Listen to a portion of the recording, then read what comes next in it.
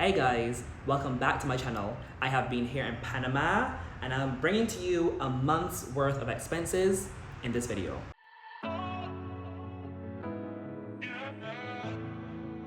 Now I have been in Panama for roughly 2 months now, but I only have 1 month worth of expenses to provide to you today because the first month, February, while I was here, was a bit like all over the place. I originally came here for 1 week and then I extended it for 2.5 weeks. So I was living at a friend, then I was at an Airbnb, then I was back at living at a friend, then I was spending money because I was only supposed to be here for 1 week or then 2 weeks, and then I extended it for 2 more months. So we're forgetting February happened, and I'm only bringing to you a good, solid, settled down month for March.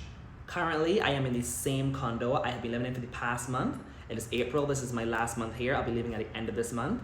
And that brings us into our first line item, accommodation. For where I am currently, I spend $700 a month, and this entire video will be quoted in USD. If you want to see more of my condo, just check my last video, my Costa del Este apartment tour. But the $700 include all utilities, a weekly cleaner, as well as access to the social areas. So we have parking, we have the nice pool area, we have a gym, even a little kids area, and this area is very family friendly. But I'll tell you more about that in my next upcoming video on the Costa del Este area.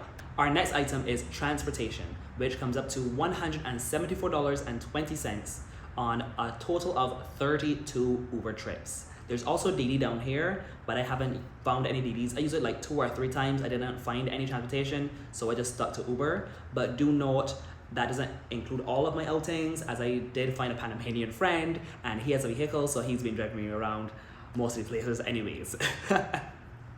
So tip for when you get here, find a Panamanian friend who drives. Next item, food delivery.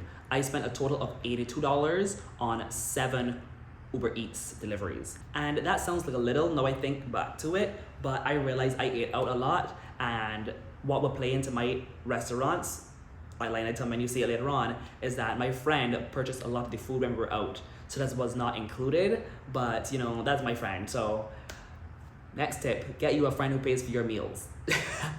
But we are getting ahead of ourselves. So the next line item right now is groceries. I spent a total of $364 on groceries, which when I totaled that up, I was like, did I? Because I didn't feel like I bought that much, because I didn't actually buy food and cooked solid meals. I just went into the supermarkets and grabbed little things for breakfast or something to snack on to hold me over till the next day or until I get to the next restaurant. So that does seem like a lot, but to give you some perspective, and this month of April, it just started, I spent $200 at the supermarket, and that should last me a week and a half, I'm hoping 2 weeks worth of breakfast and dinner. Like there should be no need for me to go to the restaurant. Our next line item, foreign exchange fees. So now I am from Barbados, I have a Barbadian bank account, I get paid in Barbados dollars. So I use my credit card, and every time I swipe that Barbados credit card, I do get charged a foreign exchange fee, and the total of those fees came up to $23.63 of a total of 63 transactions or swipes or whatever. I just put that in there to give you perspective. Obviously each fees will be different, but I just wanted to give you my full list of expenses. The next line item is phone plans. And I love this because it only came up to a total of $23 for 2 phone plans. And let me explain this because I first found it genius. So I spend 10 USD on a prepaid number for every 16 days, because this 16-day plan for 10 USD gives me unlimited data and then 3 gigabytes of data to hotspot or share with myself. Whereas if I went for the monthly plan that this company offered, which is Collateral, by the way, I'm with Collateral, they would not give me unlimited data. I can't remember how much gigabytes it was, but I just feel comfortable with unlimited data, knowing that I will never ever run out. So I just found that genius. So every 16 days, I just top up $10. So that's $20, and the extra $3 in there is brought in for any like taxes or whatever, or the fees that place I purchased the package at, or that I paid for the top up at may have added on to. So a total of $23, which I find to be perfect, which I had this in most places I went to be honest. And I am able to top up online. So there was like one day I popped outside, walking down the road, and realized, oh, my data isn't on, I need to top back up, pop back inside to my house, open my laptop, send the money, did it on my phone. Everything was like under 5 minutes. And I was like, oh, this is so easy. I love this. Unlimited data and just like 5 minutes of my time. and no postpaid overcharge fees, because I hate when postpaid overcharges you because you send a text to a country you aren't allowed to send text to. Can't do that. Our next item here is entertainment, which comes to a total of $331.50, which sounds pretty decent. I went to 9 restaurants, 2 clubs, 1 karaoke bar, and I did paddle tennis. Paddle tennis is this new tennis variation that I found to be so much fun. So I'm looking at my hand like I have a watch. I'm actually going right after I finish filming this video.